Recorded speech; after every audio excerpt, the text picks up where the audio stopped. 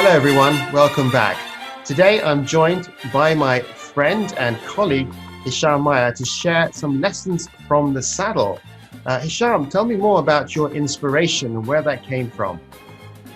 Well, thank you very much, Sammar, for having me. Well, inspiration came quite early in my life when I used to watch, like I think most who grow up in the 70s and 80s, a lot of far west Western movies, a lot of horses in different situations interacting with their riders in order to act as a team and come out of a certain situation as a winner. I always loved this relationship between the rider and the horse itself.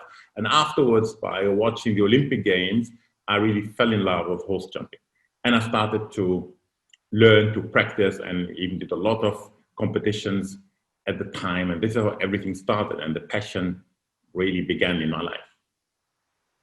Oh, wow. So Sham is talking there. It reminds me of perhaps scenes from, I don't know, Bonanza, The Magnificent Seven, Clint Eastwood and so on, great icons of horse riding of that era. We all grew up with that, right?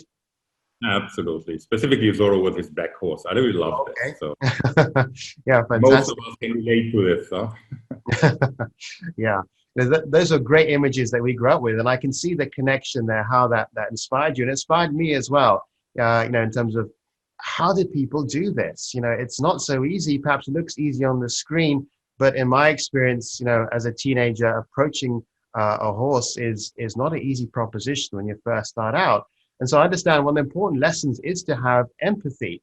So can you touch upon that? What does empathy mean?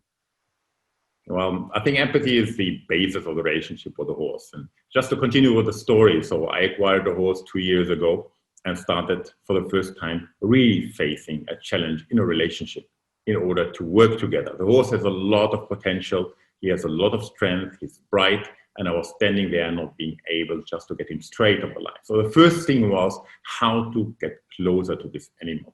Empathy means understanding a different culture. So horses are animals of prey. They see us as being a predator. So approaching a horse demands a specific way of doing that, really putting yourself in his shoes, understanding how he sees the world. And based on that, you start and build a relationship on solid foundations. And the first one is trust. So empathy and trust. You need to build a relationship that the horse would trust you, would never fear you. And then you can start and build on top of it. Do you have any experience yourself with horse riding or approaching a horse for the first time? I never coached a horse. Said I've done some horse riding on occasion, on holiday, with my family when I was growing up, the occasional pony trekking and this kind of thing. And so I do have, vivid memories of my mother in particular saying, you need to approach a horse in a particular way. The emotion is very important. If you don't approach the horse in the right frame of mind, the horse itself responds, right? It's a living, breathing being. This is not getting on a quad bike, for example. Yeah. Do you agree with that? Absolutely agree. And I think this is what when we talk about reducing the energy level when you approach a horse. Be very stable and steady inside yourself. And this leads to the second most important, I think, element if you approach a horse in terms of building the leadership aspect of it. It's about authenticity and posture. The horse is reading your body gesture more than any human. He doesn't understand the words that you use, but he really understands how you behave, how you look at it, how you approach it. And afterwards, if you take it further, how you sit on it, or the seat, what describes the posture, is the most important element, the connection between the rider and the horse itself. So it's not about the hands, the legs, it's really about the seat and hands, posture. So this is exactly the same situation if you stand in front of a large audience, if you're working with a team, if you're facing a customer. It's the same situation about the posture. How are you standing there? How are you presenting? How are you engaging? And this is where normally you are able to capture the audience and able to transmit and transfer what you really want to do and motivate as well. And this is the basis of the communication with the horse, the seat. Yes, I think that's very true. And in my experience, coming from a management consulting background, a lot of emphasis was given in training to body language, to posture, to presentation, because this was important in communicating yourself and how you are perceived as an individual and as a brand by your audience. And I think the same, you're saying, telegraphs, for example, into equestrianism, where again, the same relationship and the same energy is being conveyed by your body posture to the horse. Yeah, absolutely. Absolutely. And this leads to immediately the impact of the empathy and the authenticity, which means giving a clear direction. So it's the most important thing is that you always remember the horse understands only the direction that you give to him, that you transmit to him. And this is important to be very precise. There's no room for being approximate.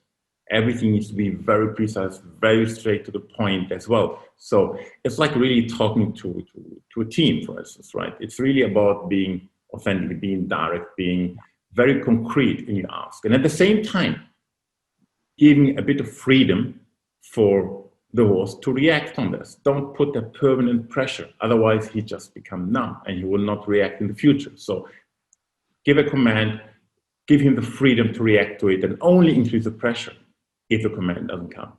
And this also trust. So you really show trust. And this at the end will lead to fantastic teamwork because the horse feels considerate. And this is really important for us humans also to understand that the most important thing for a horse at the end is to be recognized by the leader. So when everything is said, the recognition is the most important thing. And this is also something I think we as management consultants, as people really in the world of business, we can really relate to how we work with the team, right? Yeah, and I think trust, that authenticity is extremely important in building that rapport with your team, guiding clients to the right outcome. And equally that translates across into this discipline where communicating with a challenging animal, perhaps in difficult circumstances. And sometimes the mood, the weather, the situation can determine very much how that turns out. And no 2 days are the same in work or indeed in dressage. Would you agree? Absolutely, absolutely agree. So it's very important to be self-disciplined and to have to always go back to basics, and really go down to the inner calmness with which you can be able to articulate what you want to achieve.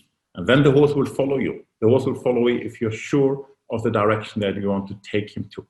And this is whether you walk in front of him or whether you ride, it's exactly the same thing.